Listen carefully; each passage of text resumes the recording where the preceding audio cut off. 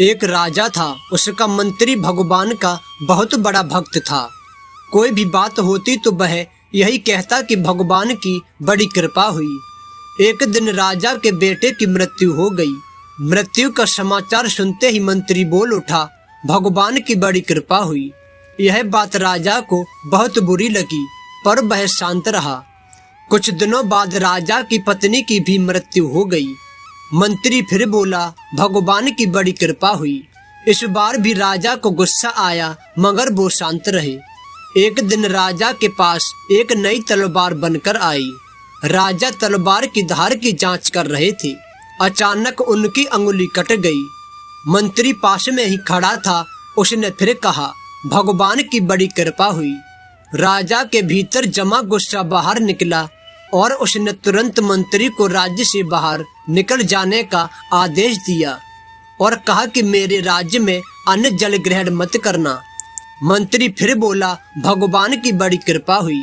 मंत्री अपने घर पर भी नहीं गया, साथ में कोई वस्तु भी नहीं ली और राज्य के बाहर निकल गया।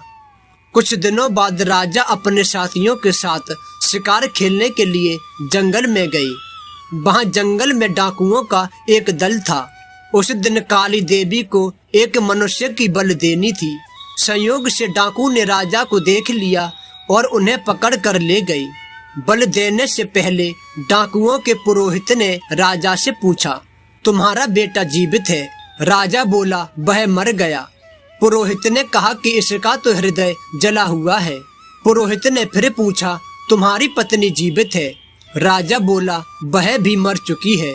पुरोहित ने कहा कि यह तो आधे अंग का है और बलि देने के योग्य नहीं है, परंतु हो सकता है कि यह मरने के भय से झूठ बोल रहा हो। पुरोहित ने राजा के शरीर की जांच की तो देखा कि उसकी एक उंगली कटी हुई है। पुरोहित बोला, अरे इसका तो अंग भंग है और बलि के योग्य नहीं है, अतः इसे छोड़ दिया जाए। डाकुओं ने राजा को छोड़ दिया।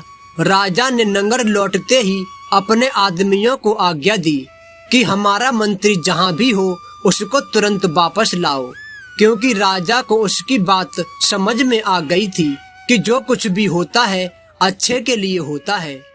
दोस्तों, यह कहानी आपको कैसी लगी हमें कमेंट जरूर करें और नई नई कहानियां सुनने के लिए वीडियो को लाइक शेयर करें और चैनल को सब्सक्राइब जरूर करें।